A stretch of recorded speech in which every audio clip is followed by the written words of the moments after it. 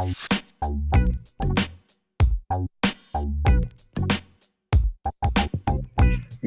welcome back to Limin with the Professionals.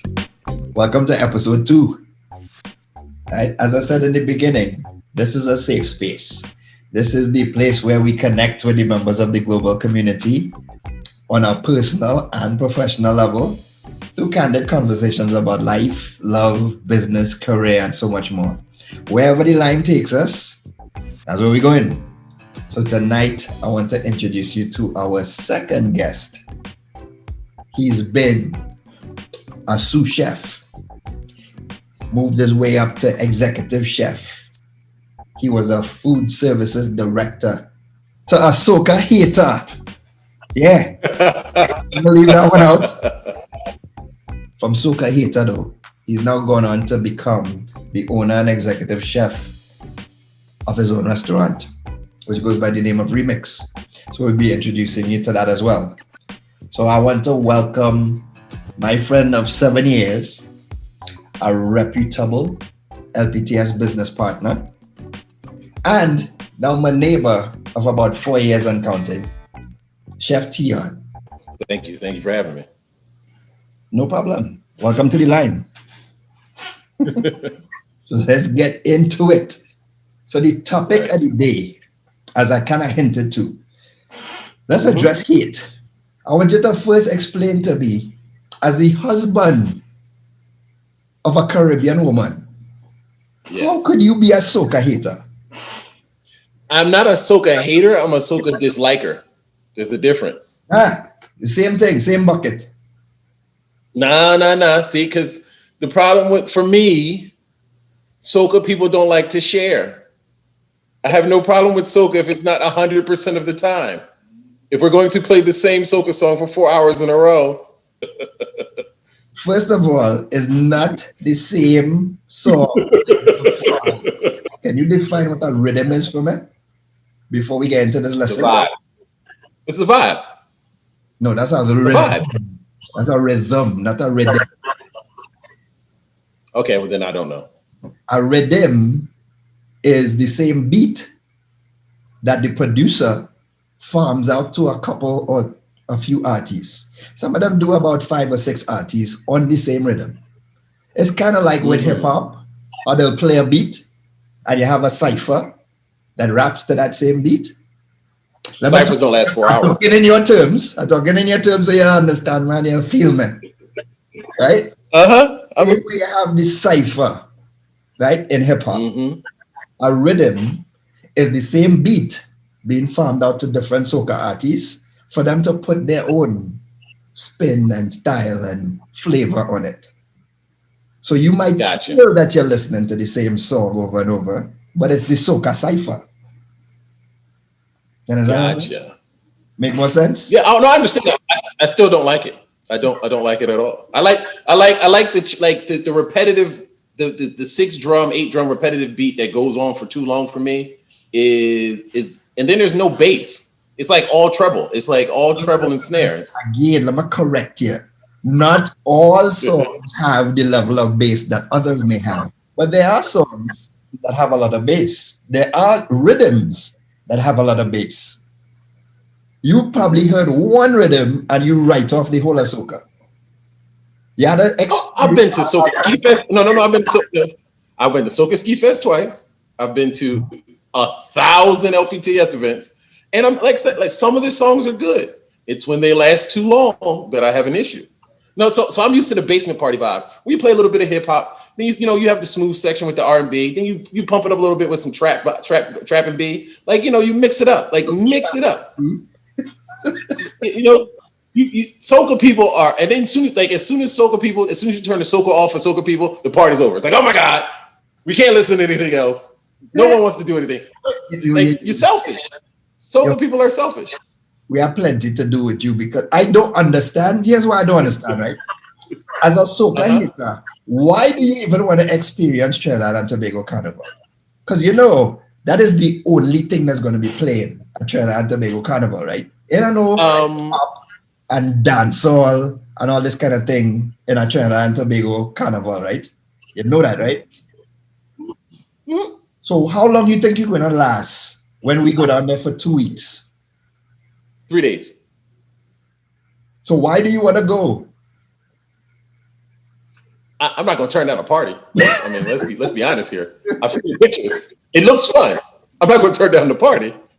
A Trinidad and Tobago Carnival schedule is non-stop for 7 to 8 days. As a first timer to Trinidad and Tobago Carnival, you want to be embedded in every single aspect of the experience. I want to be to do Carnival with your first time. You have to come with me and my crew.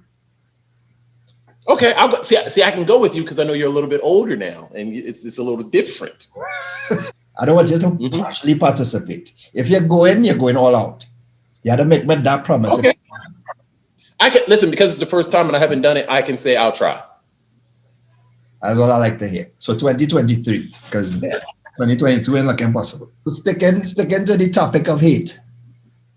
For the past 5 years, we've had a series of back-to-back pandemics. Pandemics in quotes. We had a Trump presidency to deal with as a pandemic on its own. That shit lasted 4 years. We had the increase in police brutality, inspiring and expanding the BLM movement.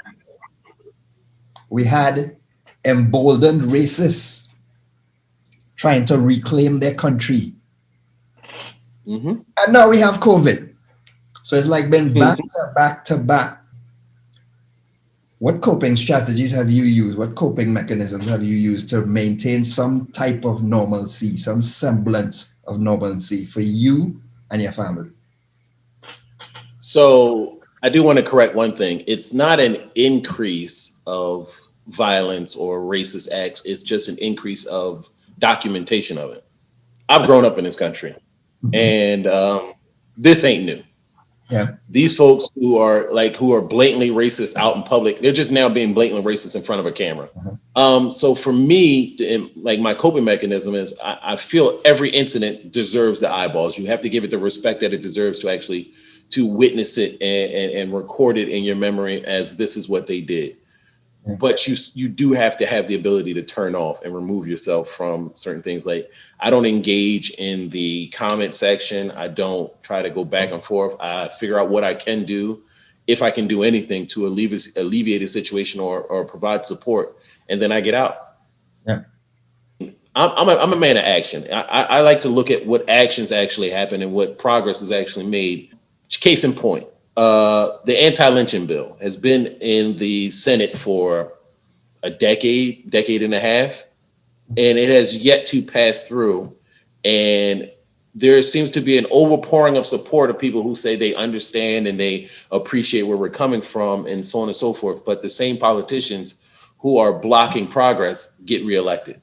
You said that journalists have been one of the reasons, I think, was a turning point in some people's minds in terms of recognizing that racism does exist. Like there were naysayers who said racism doesn't exist, that's a thing of the past.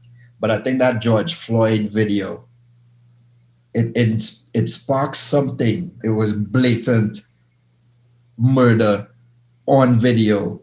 8 minutes and what, 46 seconds? 8 minutes and 46 seconds. 8 minutes and 46 seconds of a policeman kneeling, ironically, which is what Colin Kaepernick was doing to protest, kneeling on a man's neck till he lost his life, the ability to breathe.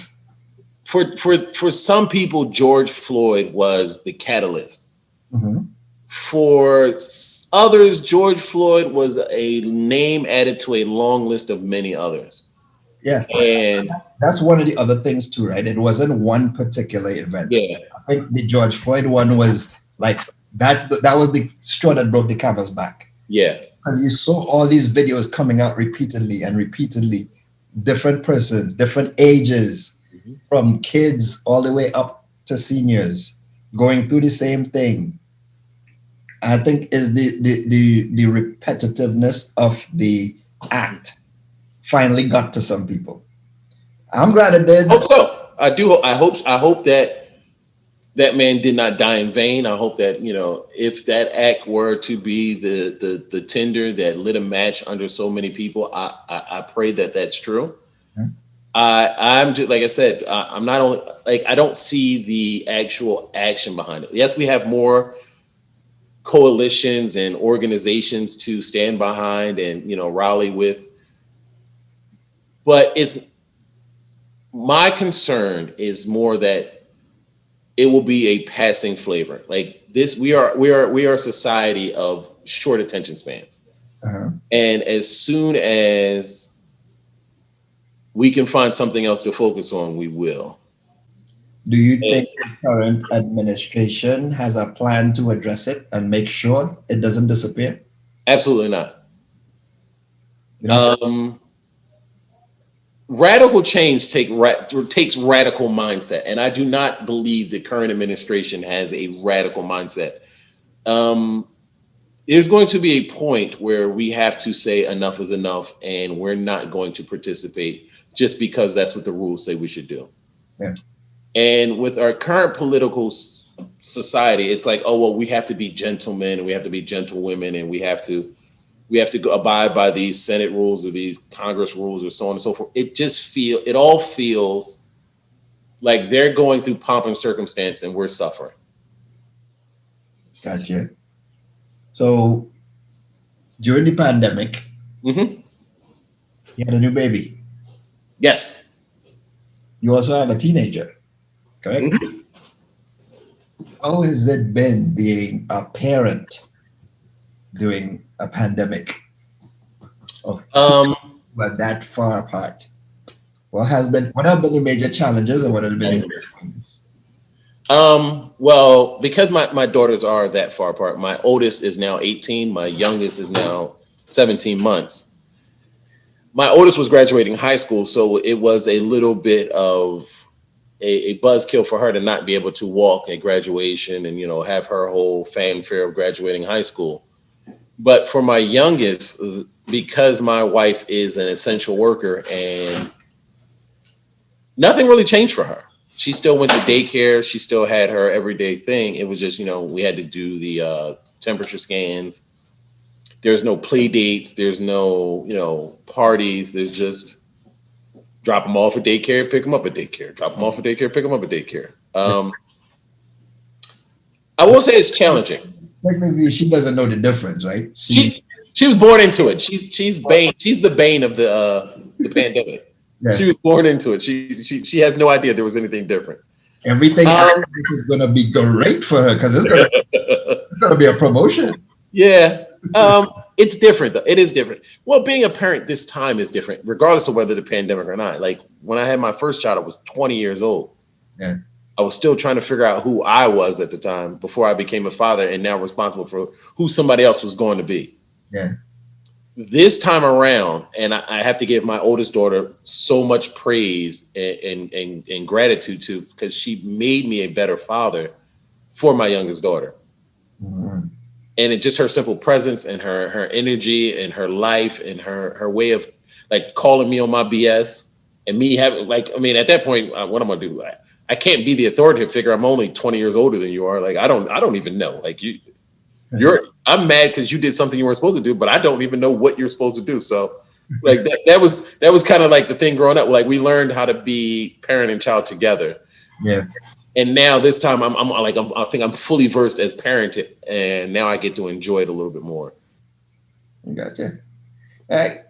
So let's talk about your business now. Oh, really? Yeah. What inspired your passion for culinary artistry? It was the one thing I was good at without trying. Nah. So my passion for food is actually an obsession with trying to be perfect. And this is the one arena where I have the most control. Okay. Strive to be perfect. How does that sound familiar in this crew?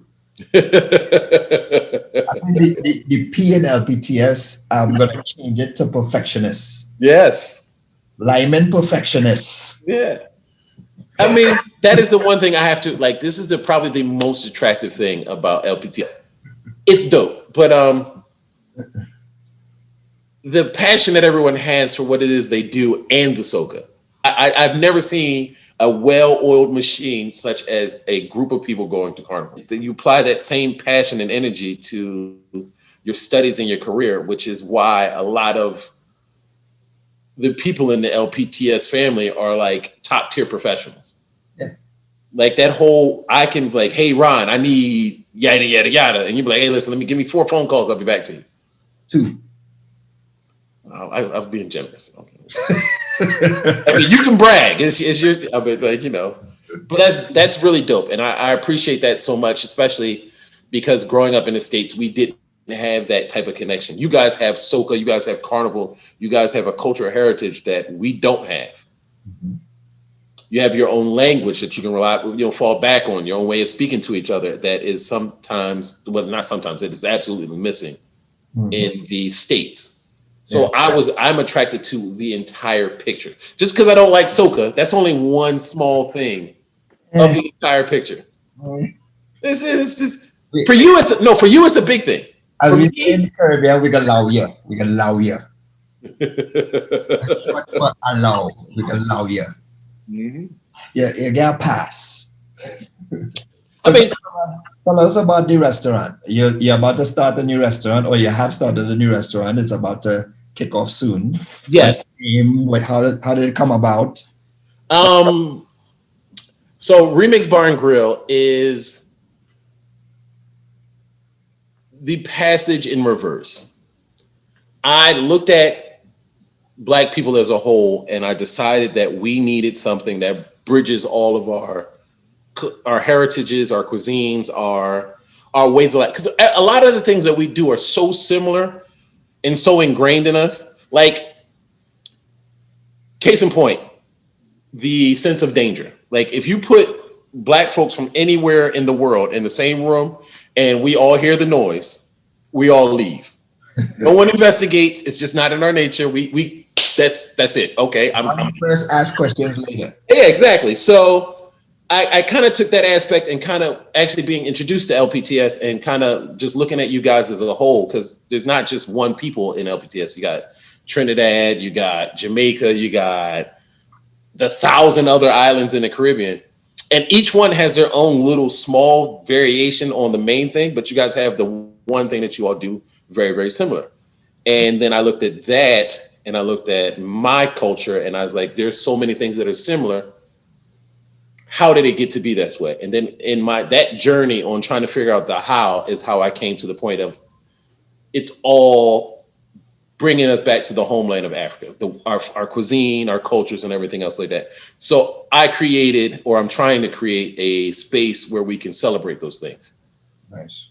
So that's why the place is called RYMKS. The reason RYMKS is spelled the way it is because that's how you would spell it in Arabic with English letters. And Arabic is one of the main languages spoken on the African continent. Uh-huh. So, that's just kind of like a little subliminal. Like, that's another characteristic of people in this crew, the attention to detail. There's always a story. Yes. Just ask for the story and you understand how much thought and effort went into everything each person in this crew does. So I do have to ask, I have to apologize in advance to all of my Caribbean brethren, because I'm taking some chances with some things. I know you folks are really particular about your food and how it's got to be exactly where grandma's made it throughout your entire life. But IDAF, I mean, like there's a certain point where I'm going to take all your rules, throw them out of the window, and then I'll see what sticks to the wall. I will volunteer myself and my crew to be the taste testers. Yeah. For critiquing before it gets added to the menu. I actually learned in a conversation about corn soup. It was a corn soup conversation, and I would just kept asking the question like, I don't understand, why does it have to? It was a conversation of, well, why does it have to be the way it is? Yeah. And I'm listening to all the ingredients. Some people put pigtails in it. Some people put this in it. Some people put that in it. And I was like, well, why not get the best of ingredients and make the most delicious corn soup you could possibly make? And serve it in a way that just like it's amazing when you bring it out. And the vitriol I got from deciding to change corn soup just a little bit was like, why would you do that? Why would you do that? Why would you do that? And that was actually probably the birth of the RYMKS menu. Just that conversation about corn soup was like, I'm gonna make y'all mad, but if you try it, you'll love it. Yeah. I won't call it corn soup though, because I don't really want to get stabbed in the street or whatever juju comes my way. I don't want it to work. Hey, I will go on record as one of the persons who has tried many of this guy's experiments.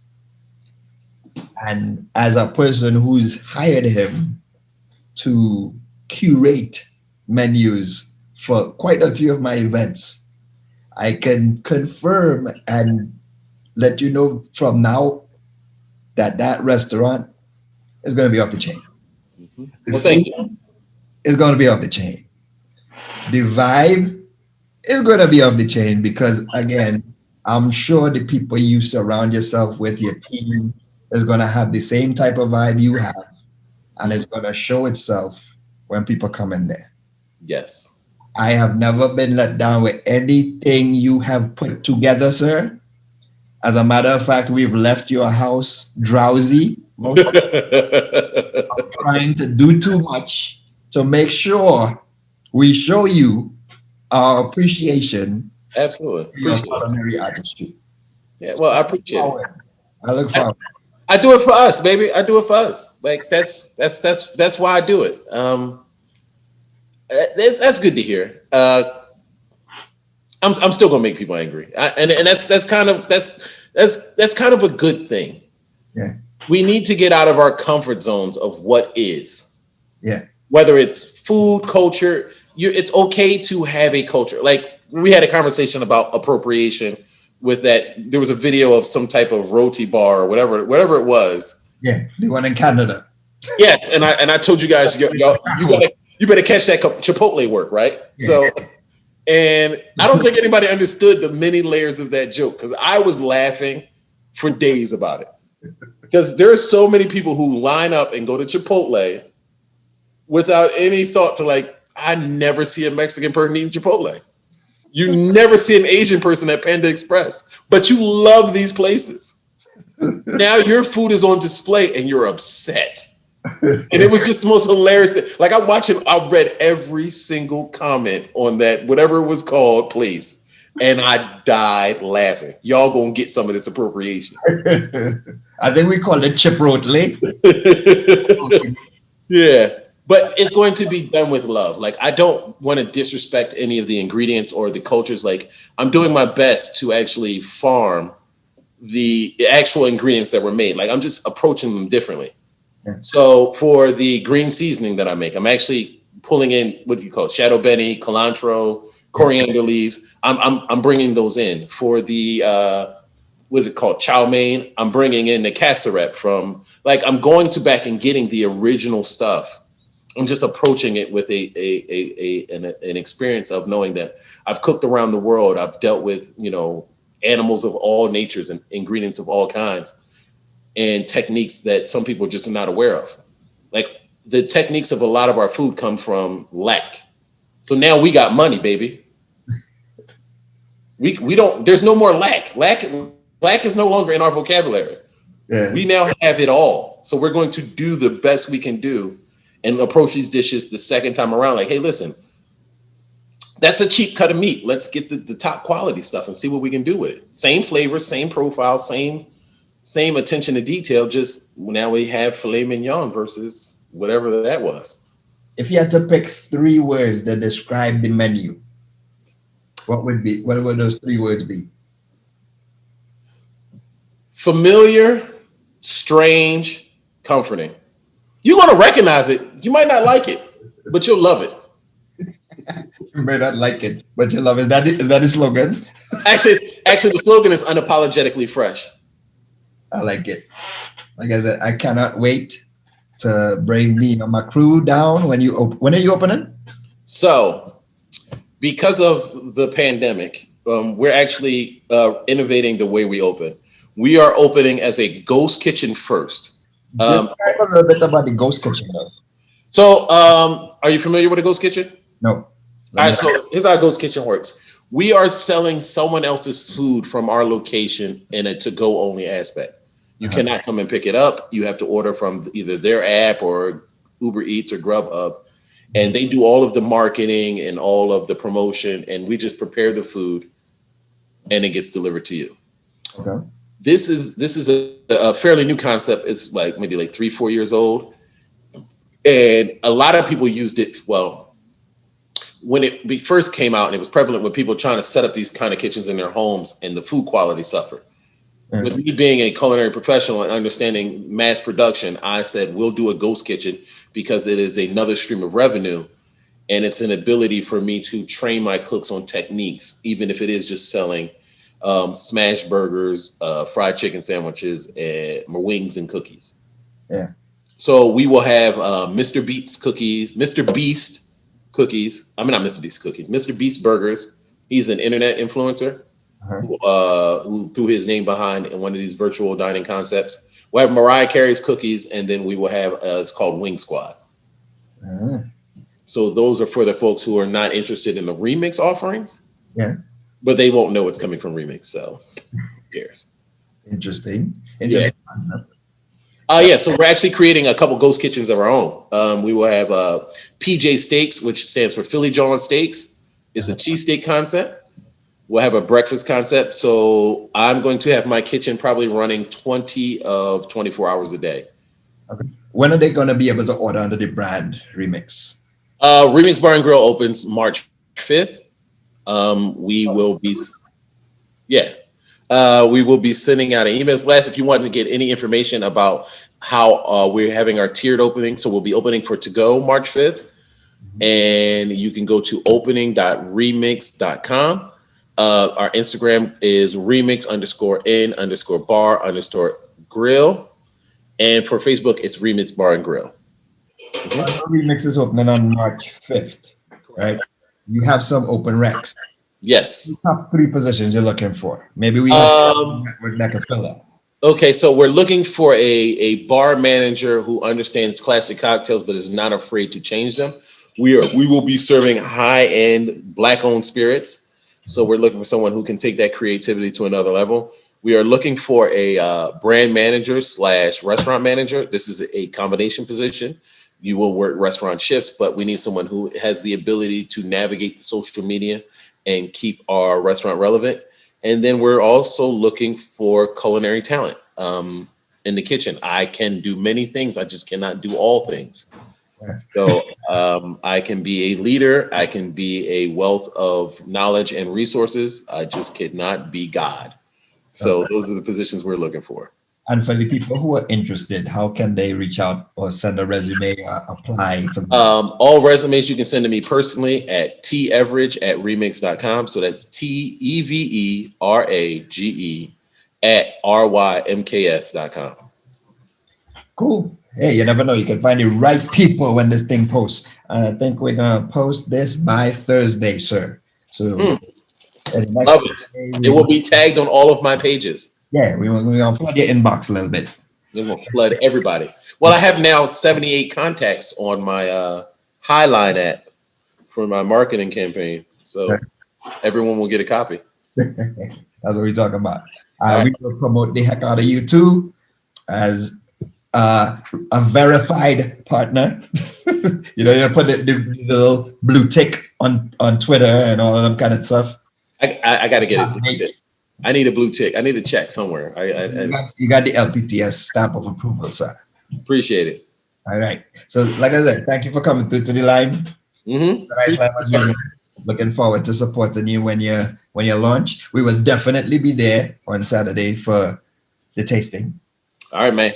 All right. So, good luck with the launch. Good luck with finding the team. And good luck with everything dealing with the success of your brand. Appreciate it, man. All right. All right. Good one. Bye. Bye.